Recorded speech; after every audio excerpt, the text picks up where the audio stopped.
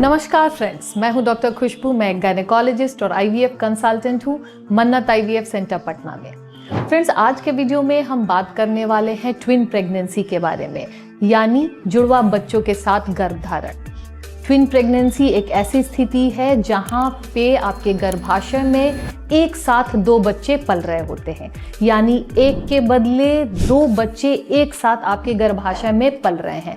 इसका मतलब ऑब्वियसली दो बच्चे होने की वजह से जहां एक को पलना था वहां दो पल रहे हैं। माँ और बच्चे दोनों को कुछ परेशानियों का सामना करना पड़ सकता है। इसीलिए इस वीडियो में आज हम बात करेंगे ट्विन प्रेगनेंसी होती कैसी है, ट्विन प्रेगनेंसी कैसे होती है, इससे माँ और बच्चे को क्या खतरा होता है। एक महिला अगर ट्विन प्रेगनेंसी के साथ प्रेग्नेंट है तो अपना ध्यान कैसे रखें, क्या कॉम्प्लिकेशंस हो सकते हैं और डिलीवरी कैसे कराएं। क्या सिर्फ सिजेरियन एक ऑप्शन है या नॉर्मल डिलीवरी ऐसी सिचुएशन में कराई जा सकती है। तो फ्रेंड्स, हम बात करेंगे ट्विन प्रेगनेंसी कितने तरीके की होती है। मेनली इसके तीन तरीके होते हैं, तीन प्रकार होते हैं। डाइकोरियोनिक, डाइअम्नियोटिक। अगर हम आम भाषा में समझें कि दोनों बच्चे एक गर्भाशय में तो हैं लेकिन दो अलग अलग घरों में रह रहे हैं, उनकी बिजली और पानी का सप्लाई अलग है, यानी दोनों के बीच ज़्यादा तकरार होने के ऑप्शंस कम है। इसलिए जो इस प्रेगनेंसी का कॉम्प्लिकेशन रेट सबसे कम होता है। दोनों बच्चे अलग अलग घरों में रह रहे हैं, दोनों का प्लेसेंटा अलग है, ब्लड सप्लाई अलग है। दूसरे तरीके की जो प्रेगनेंसी होती है वो होती है मोनोकोरियोनिक डाइअम्नियोटिक, यानी एक घर में रह रहे हैं लेकिन दो अलग अलग कमरों में ये बच्चे रह रहे हैं। उनकी बिजली की सप्लाई और पानी की सप्लाई सेम है, दो अलग घरों में है, इसलिए कॉम्प्लिकेशंस के चांसेस बहुत ज़्यादा नहीं हैं।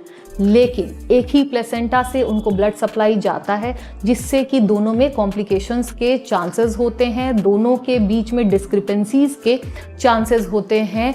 इसलिए डाइकोरियोनिक डाइअम्नियोटिक के मुकाबले इसमें कॉम्प्लिकेशन सबसे ज़्यादा होता है। इससे भी एक कॉम्प्लिकेटेड सिचुएशन होती है, वो है मोनोकोरियोनिक मोनोएम्नियोटिक, यानी एक ही घर में रह रहे हैं और एक ही कमरे में दोनों बच्चे रह रहे हैं। इसलिए कॉम्प्लिकेशंस के चांसेस बहुत ज़्यादा है। एक ही प्लेसेंटा से उन्हें ब्लड सप्लाई मिलता है और कॉर्ड में नॉट बनने की वजह से, एक दूसरे में फंस जाने की वजह से ब्लड सप्लाई में प्रॉब्लम्स आने की संभावनाएं होती है। इसलिए ऐसी प्रेगनेंसी में कॉम्प्लिकेशन रेट्स बहुत हाई होते हैं। और इसी का एक और भी वर्जन है, वो है कंजॉइंट ट्विन, जहाँ पे दोनों ट्विन के जो अंग होते हैं वो जुड़े हुए होते हैं। और आज के समय में ऐसे ट्विन के साथ डिलीवरी यूजुअली नहीं होती है, बिकॉज अच्छे अल्ट्रासाउंड के माध्यम से बहुत अर्ली ही इन ट्विन को डायग्नोस कर लिया जाता है और ऐसी प्रेगनेंसीज को अबॉर्ट कर दिया जाता है। तो फ्रेंड्स, ट्विन नेचुरल तरीके से भी हो सकते हैं जिसका इंसिडेंस कम होता है, यानी हर 250 प्रेगनेंसीज में एक प्रेगनेंसी ट्विन होती है, यानी 250 सिंगलटन प्रेगनेंसी में एक ट्विन प्रेगनेंसी होती है। सो इंसिडेंस काफ़ी कम है।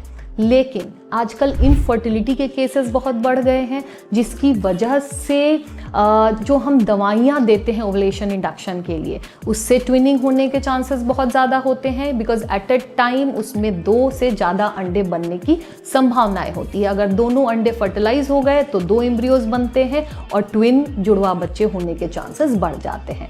और आईवीएफ में तो हमने सबने देखा है कि ज़्यादातर जुड़वे बच्चे होते हैं, ऐसा हमारे पेशेंट्स कहते हैं, बट इट्स अराउंड 25 to 30%। इतने ही परसेंटेज में ट्विन होती है आईवीएफ में, क्योंकि हम दो एम्ब्रियोज बनाकर डालते हैं, जिससे कि आईवीएफ का सक्सेस ऐसे पेशेंट्स में ज़्यादा हो। इसलिए जहाँ भी हम इनफर्टिलिटी का ट्रीटमेंट कर रहे हैं वहाँ पे ट्विनिंग के चांसेस बहुत ज़्यादा होते हैं। अगर नेचुरली बात करें तो किस कारण से ट्विन होता है उसे बताना बहुत मुश्किल होता है। कई बार ये जेनेटिकली इन्फ्लुएंस्ड होता है। अगर माँ और सिस्टर में हिस्ट्री होती है ट्विनिंग की तो आप में भी चांसेस बढ़ जाते हैं। लेकिन किस कारण से एक्चुअली ट्विनिंग होती है ये बताना बहुत मुश्किल होता है। बट ये हमारे लिए बहुत सिग्निफिकेंट नहीं है। ये जानना ये ज़रूरी है कि कैसे पता करें कि ट्विन है आपके अंदर। तो जो सबसे पहला अल्ट्रासाउंड होता है, डेटिंग स्कैन होता है, उसमें हमें पता चलता है कि ट्विन प्रेगनेंसी तो नहीं है आपकी। किस प्रकार का ट्विन है, इसे जानने के लिए जो अल्ट्रासाउंड किया जाता है वो 11 सप्ताह से 14 सप्ताह के बीच में किया जाता है।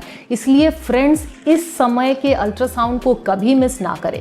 अगर आपके डेटिंग स्कैन में ट्विन प्रेगनेंसी आई है तो 11 to 14 वीक वाला स्कैन कराना बहुत ज़रूरी है। यही स्कैन आपको डिफरेंशिएट करेगा कि आपके डाईजाइगोटिक, डाईकोरियोनिक, डाई एमनियोटिक ट्विन है या मोनोकोरियोनिक ट्विन है। इसलिए अपने प्रोग्नोसिस को डिफाइन करने के लिए किस तरीके का ट्विन है और आपके कॉम्प्लिकेशन के चांसेस कितने ज़्यादा हैं, ये पता करने के लिए जो 11 वीक वाला अल्ट्रासाउंड है वो बहुत ज़रूरी है। तो हमने पता हो गया कि हमारा ट्विन प्रेगनेंसी है। तो ऐसी महिलाओं को खुद पे ज़्यादा ध्यान देने की ज़रूरत है। अच्छे जगह पे फॉलोअप कराएं, अच्छी जगह पे डिलीवरी का प्लान करें। ये क्यों करना ज़रूरी है आगे जानेंगे। फ्रेंड्स, सिंगल प्रेगनेंसी के मुकाबले ट्विन प्रेगनेंसी में कॉम्प्लिकेशंस के चांसेस माँ और बच्चे दोनों को ज़्यादा है, क्योंकि हम जानते हैं ये जो आपका गर्भाशय है एक बच्चे को रखने की कैपेसिटी रखता है। ओब्वियसली जहाँ पे 2 बच्चा अगर आ जाता है तो माँ को उस बच्चे को रखने में दिक्कत आएगी, गर्भाशय के लिए ये ज़्यादा वज़न हो जाएगा और बच्चों को भी जितना न्यूट्रिशन मिलना चाहिए वो नहीं मिलेगा और अंदर दोनों बच्चों के बीच कंपटीशन हो सकता है। इसीलिए कॉम्प्लिकेशंस हैं इन्हीं फंडामेंट्स के अराउंड होते हैं। अगर हम माँ की बात करें तो सबसे पहले कि जितने भी सिम्टम्स हैं प्रेगनेंसी के, ट्विन प्रेगनेंसी में ये बहुत ज़्यादा होते हैं। जैसे कि उल्टी आना, ट्विन प्रेगनेंसी में महिलाओं को बहुत ज़्यादा उल्टी आती है। कई महिलाएं तो इतनी ज़्यादा परेशान होती हैं कि एडमिट करके फ्लूइड चढ़ाना पड़ता है। सिमिलरली जो न्यूट्रिशनल रिक्वायरमेंट होती है वो ट्विन प्रेगनेंसी में महिलाओं की बढ़ जाती हैं, क्योंकि उनके घर में 2 बच्चे पल रहे होते हैं। इसलिए वीकनेस, कमज़ोरी भी ऐसे महिलाओं में ज़्यादा होती है। इसलिए जो खाना पीना है ऐसे आपको ज़्यादा लेना है। सिमिलरली खून की कमी, अनीमिया के इंसिडेंस भी ट्विन प्रेगनेंसी के साथ ज़्यादा मिलती है महिलाओं में। इसलिए regular follow up with good nutritional intake बहुत ज़रूरी है। खाना पीना ज़्यादा खुराक में लें, डबल डोज आयरन कैल्शियम लें और उल्टी अगर आए तो उसका प्रॉपर इलाज करें, नहीं तो डिहाइड्रेशन के चांसेस बहुत बढ़ जाते हैं। ट्विन में आपको एंटीपार्टम और पोस्टपार्टम हेमरेज होने के भी चांसेस बहुत ज़्यादा होते हैं। एंटीपार्टम हेमरेज मतलब प्रेगनेंसी के दौरान महिला को ब्लीडिंग के चांसेस बहुत हाई होते हैं ट्विन प्रेगनेंसी में। पॉइंट नंबर 2, दूसरी बात, महिलाओं में जो कि ट्विन प्रेगनेंसी जिनमें होता है उन महिलाओं में बीपी हाई होने के चांसेस बहुत हाई होते हैं प्रेगनेंसी में, जिसे हम प्री एक्लेम्शिया कहते हैं, और चमकी आने के भी चांसेस प्रेगनेंसी के दौरान हाई होता है। तो ऐसी महिलाओं को चाहिए कि रेगुलरली बीपी चेक कराएं। जब अपने डॉक्टर के पास आप एंटीनेटल चेकअप के लिए जाते हो तब तो बीपी चेक होता ही है, लेकिन कोशिश करें कि बीच में भी चेकअप्स के दौरान आप बीच बीच में अपने घर पे भी अपना बीपी चेक कराएं, ताकि आपके जो स्टेटस है, अगर बीपी बढ़ भी रहा है तो आप उसको अर्ली डायग्नोज कर लोगे और ट्रीटमेंट जल्दी से जल्दी स्टार्ट हो जाएगा, जिससे कि मदर और बेबी दोनों ही सेफ रहेंगे। एंटीपार्टम हेमरेज, पोस्टपार्टम हेमरेज जैसे कॉम्प्लिकेशंस जो कि जानलेवा हैं वो भी ट्विन प्रेगनेंसी के साथ ज़्यादा होते हैं। स्पेशली एटोनिक पीपीए जो कि ओवर डिस्टेंशन की वजह से डिलीवरी के बाद महिलाओं में होता है। यानी कि जब 2 बच्चे गर्भाशय में रहते हैं तो डिलीवरी के बाद उसे वापस कॉन्ट्रैक्ट होने में समय लगता है और ब्लीडिंग बहुत ज़्यादा होती है, और जो कि महिलाओं के लिए बहुत हानिकारक है, खतरनाक होती है। तो ऐसे इंसिडेंट्स में से बचने के लिए, ऐसे कॉम्प्लिकेशन से बचने के लिए और सही तरीके से ट्रीट करने के लिए ये ज़रूरी है कि महिलाएं ऐसी जगह पे डिलीवरी कराएं जहाँ पे ब्लड की सुविधा हो, 24 घंटे इमरजेंसी की सुविधाएं उपलब्ध हो, क्योंकि अगर पीपीएच हो भी जाए तो उसे सही तरीके से ट्रीट करके पेशेंट को बचाया जा सके। सिमिलरली अंदर जो बच्चे हैं उनको भी बहुत ज़्यादा रिस्क होता है। क्या क्या रिस्क है? सबसे पहले अबॉर्शंस के चांसेस ट्विन में ज़्यादा होते हैं। ओब्वियसली अंदर जगह कम है, दोनों के बीच कंपटीशन हो जाता है, तो देखा गया है कि ट्विन प्रेगनेंसी में सिंगल प्रेगनेंसी के मुकाबले अबॉर्शन के चांसेस बहुत ज़्यादा होते हैं। बच्चों में जन्मजात त्रुटि की इंसिडेंस भी सिंगलटन के मुकाबले ट्विन प्रेगनेंसी में ज़्यादा देखी गई है। लेकिन जो सबसे कॉमन कॉम्प्लिकेशन ट्विन में हम बच्चों में देखते हैं वो है प्री टर्म लेबर, समय के पहले डिलीवरी हो जाना। इनफैक्ट लगभग 60% केसेस में ट्विन में समय के पहले डिलीवरी हो जाती है। समय के पहले डिलीवरी हो जाना मतलब 37 वीक्स के पहले बच्चे की डिलीवरी हो जाती है। इससे बच्चे के जो अंग हैं वो पूरी तरीके से तैयार नहीं हुए होते हैं। उसके पहले डिलीवरी हो जाने की वजह से बच्चों को सांस लेने में तकलीफ, फेफड़े पूरी तरीके से विकसित नहीं होते हैं, तो कई बार बच्चों को वेंटिलेटर में डालने की भी ज़रूरत पड़ती है ताकि उन्हें रेस्पिरेटरी सपोर्ट दिया जा सके। अंडरवेट होने के कॉम्प्लिकेशंस, बच्चों में इन्फेक्शंस के चांसेस, तरह तरह के कॉम्प्लिकेशन जो कि प्री मैच्योरिटी के कॉम्प्लिकेशंस हैं वो इन बच्चों में ज़्यादा देखने को मिलता है और ज़्यादा लंबे समय तक NICU में भर्ती होने के चांसेस भी ट्विन में बढ़ जाते हैं। इसलिए अगर आपका प्री टर्म लेबर हो रहा है, यानी कि पहले से टाइम के पहले डिलीवरी हो जाती है, तो एक ऐसे सेटअप में डिलीवरी कराए जहाँ पे NICU की सुविधा हो ताकि बच्चे को सही समय पे सारा ट्रीटमेंट दिया जा सके, सपोर्ट दिया जा सके और बच्चे और जैसे कि हमने बात की मोनोकोरियोनिक डायअमनियोटिक, एक ऐसी ट्विन प्रेगनेंसी जहाँ पे दोनों बच्चों में कनेक्शन है, तो उससे रिलेटेड जो कॉम्प्लिकेशंस होते हैं ट्विन प्रेगनेंसी में और ज़्यादा होते हैं। एक बच्चे से दूसरे बच्चे में ब्लड का चले जाना, एक बच्चे में ज़्यादा पानी दूसरे बच्चे में कम पानी, एक बच्चे में ज़्यादा ब्लड एक बच्चे में कम ब्लड, ये ऐसी कॉम्प्लिकेशंस है जो इस पर्टिकुलर टाइप के ट्विन के लिए ही होती है, जो कि एक बहुत लंबा टॉपिक है, हम किसी और वीडियो में डिस्कस करेंगे। मोनोकोरियोनिक मोनोएमनियोटिक ट्विनिंग, जहाँ पे एक ही पानी के अंदर दोनों बच्चे हैं, दोनों की जो बच्चों की नाल होती है, अम्बिलिकल कॉर्ड है, आपस में फंस जाने का रिस्क होता है और ये काफ़ी जानलेवा है दोनों बच्चों के लिए और कॉम्प्लिकेशंस रेट ऐसे प्रेगनेंसीज़ में बहुत हाई है। ट्विन प्रेगनेंसीज में कॉम्प्लिकेशंस तो ज़्यादा होती है, लेकिन ऐसा नहीं है कि आपको इससे डरने की ज़रूरत है।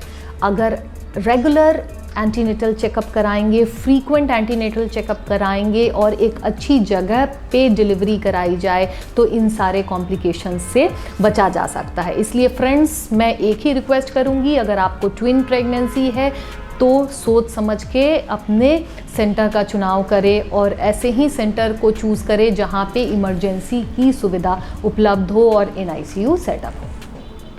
अब रही बात डिलीवरी की। डिलीवरी में अगर हम ध्यान दें तो ज़्यादातर इंडिया में ट्विन के केसेस में सिजेरियन सेक्शन रेकमेंड किया जाता है, लेकिन ऐसा नहीं है कि ट्विन प्रेगनेंसीज में डिलीवरी सिर्फ सिजेरियन सेक्शन से होगी। ये डिपेंड करता है कि बच्चे की प्रेजेंटेशन क्या है डिलीवरी के दौरान।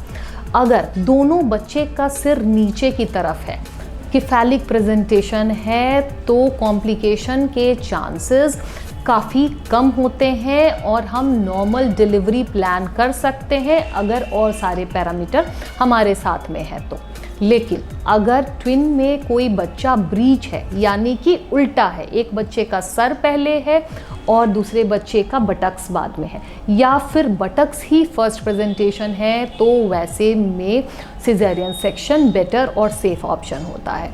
सिमिलरली अगर बच्चा ट्रांसवर्स लाइन में है, एक भी बच्चा या दोनों बच्चे ट्रांसवर्स लाइन में है, यानी कि लॉन्गिट्यूडनली नहीं है, सीधे सीधे नहीं है, पेट के इस तरीके से हैं, तो ट्रांसवर्स लाई के केसेस में भी सिजेरियन सेक्शन रिकमेंडेड है। यानी वेजाइनल डिलीवरी वैसे पेशेंट्स में रिकमेंडेड है जहां पर दोनों बच्चों की किफैलिक प्रेजेंटेशन है, यानी दोनों बच्चों का सर नीचे है और आपका पेल्विस अच्छा है। आपके डॉक्टर अगर प्लान करते हैं वेजाइनल डिलीवरी तो बिल्कुल आप वेजाइनल डिलीवरी के लिए जा सकते हैं। यूजुअली IVF में हम सिजेरियन सेक्शन पेशेंट में रिकमेंड करते हैं किफैलिक प्रेजेंटेशन के बाद भी, क्योंकि यूजुअली ये प्रेगनेंसीज हाई रिस्क प्रेगनेंसीज होती है और डॉक्टर्स इसमें रिस्क लेना पसंद नहीं करते हैं। अदरवाइज वेजाइनल डिलीवरी भी प्लान की जा सकती है। तो फ्रेंड्स, आज हमने ट्विन प्रेगनेंसी के बारे में बात की। अगर आपको इससे जुड़ी हुई कोई और क्वेरीज है, आपके मन में कोई सवाल है, तो आप नीचे दिए गए कमेंट बॉक्स में पूछ सकते हैं या मुझे ईमेल कर सकते हैं। अगर आपको वीडियो पसंद आया हो तो लाइक, शेयर, सब्सक्राइब करना ना भूलें।